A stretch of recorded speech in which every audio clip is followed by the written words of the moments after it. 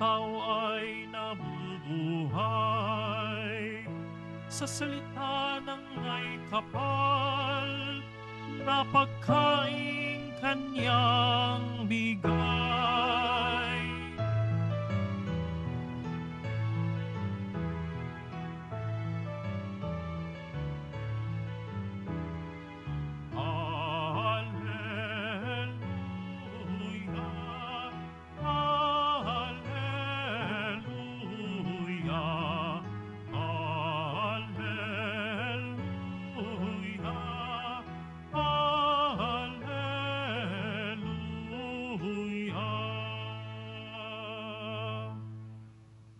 Sumainyo ang Panginoon. At sumayo rin.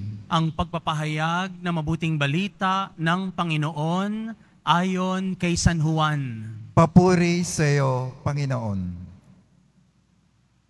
Noong panahong iyon, tumawid si Jesus sa ibayo ng lawa ng Galilea na tinatawag ding lawa ng Tiberias. Sinundan siya ng napakaraming tao sapagkat nakita nila ang mga kababalaghang ginawa niya sa pagpapagaling sa mga may sakit. At umahon si Jesus sa burol, kasama ang kanyang mga alagad at naupo roon. Malapit na noon ang pista ng Paskwa ng mga Hudyo. Tumanaw si Jesus at nakita niyang dumarating ang napakaraming tao. Tinanong niya si Felipe, "Saan tayo bibili ng tinapay upang makakain ang mga taong ito?"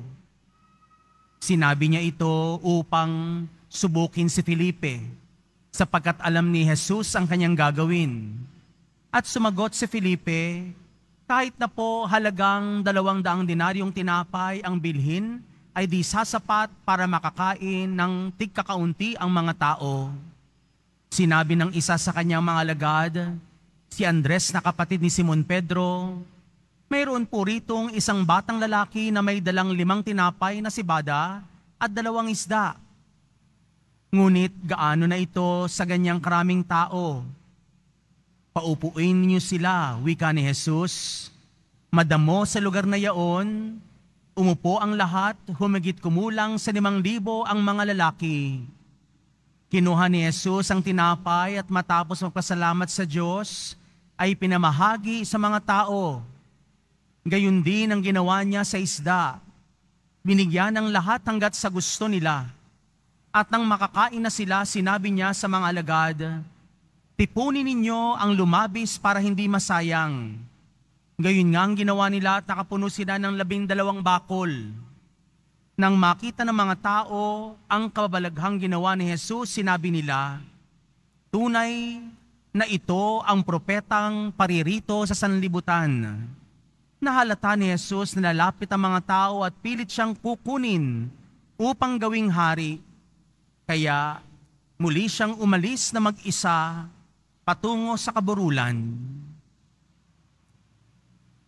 Mga kapatid ko, ang mabuting balita ng ating kaligtasan. Pinupuri ka namin, Panginoong Hesukristo. Magsiupo muna lahat. Magandang hapon po sa inyong lahat. Sa pagkapatuloy ng ating pagdiriwang na muling pagkabuhay ng ating Panginoong Hesukristo na sinisimbolo ng malaking kandilang nasa ating harapan, ang kandilang Pampaskwa, ginuginita natin ang kabutihang loob ng Diyos sa ating buhay. Tayo ay bumabalik sa nakaraan, kung paano kumilos ang Panginoon sa buhay natin, kung paano niya tayo niligtas, kung paano tayo pinakain at binusog, kung paano tayo tinulungan sa ating mga paghihikahos, kung paano tayo inilabas mula sa kadiliman patungo sa kaliwanagan. Narito si Gamaliel sa ating unang pagbasa. Binabalaan niya ang mga Pariseyo na humahamak sa mga apostol. Napapahamak ang sinumang naninira at nangahamak sa mga alagad ng Diyos. Kaya sabi niya, hayaan niyo sila. Hayaan niyo silang gawin ang nararapat. Hayaan niyong gawin kung ano pinapagawa sa kanya ng Diyos sa pangalan ni Jesus.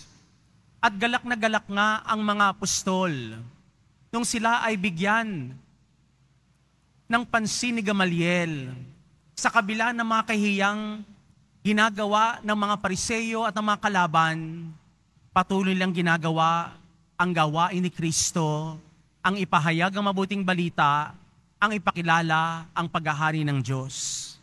Minamahal kong mga deboto, ito ang ating misyon. Habang tayo ay nasa loob ng pagdiriwang na muling pagkabuhay ng ating Panginoong Hesus, habang tayo ay nasa Easter season, misyon natin na ipahayag ang mabuting balita.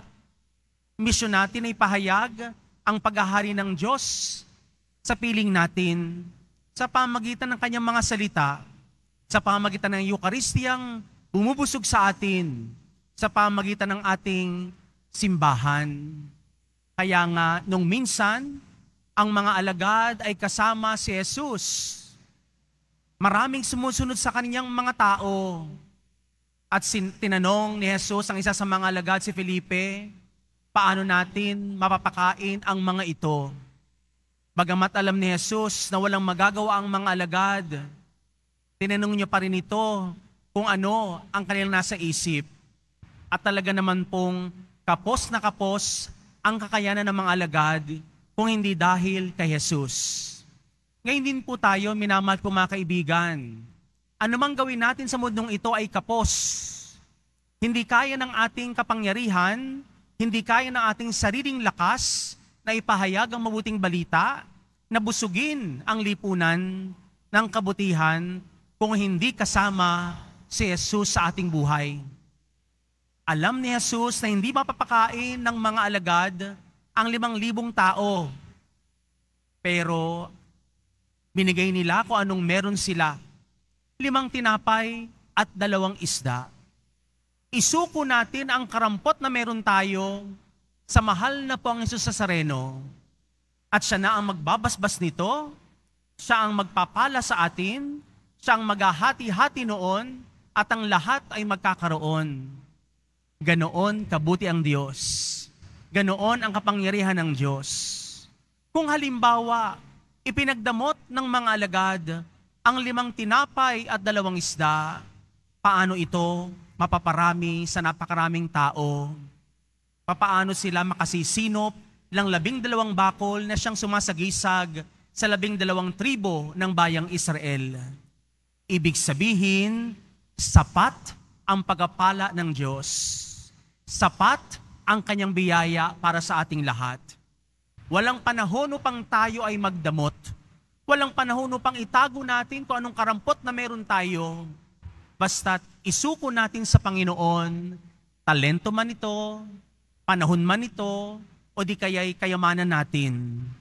Kapag ito'y ibinili natin sa Panginoon, siya mismo ang magpaparami nito at mas marami ang makikinabang. Kaya huwag tayong mag-aalinlangang lumapit sa ating Panginoong Hesus, ang mahal na pong Jesus Nazareno, ang siyang muling nabuhay. Anumang meron ka sa buhay mo ngayon, kapag natutunan mo tong isuko at ialay sa Panginoon, hindi ka kailanman mawawalan at mauubusan. Lalo ka pang bibigyan ng kinakailangan mo na halos hindi mo akalain, halos hindi mo inaasahan. Kaya't minamahal ko mga kapatid, habang tayo'y nagdiriwang ng mga linggo ng muling pagkabuhay ng Panginoong Jesucristo, ialay natin anuman meron tayo ngayon upang ang lahat ay makakain. Huwag tayong pumayag na ako lang ang busog sa araw na ito. Lahat tayo bubusugin ng salita at Eucharistia ng Panginoon. Lahat tayo ililigtas. Hindi lamang isa, hindi lamang ako, kundi tayong lahat. May habag ang Diyos nung makita niya ang maraming taong sumusunod sa Kanya. Inisip niya agad, ano ang magpapabusog sa mga ito? Ano ang magpapabusog sa atin sa mga sandaling ito? Ilapit natin kay Jesus. Ipamanhik natin ang lahat ng ito upang sa gayon walang maiwan na gutom. Lahat tayo'y bubusugin ng muling nabuhay na si Jesucristo. Lahat tayo tutulungan sa abot ng kanyang makakaya, basta't ilahad natin ang ating mga kamay, ibahagi ang kapirasong meron tayo upang ito'y basbasan at maparami.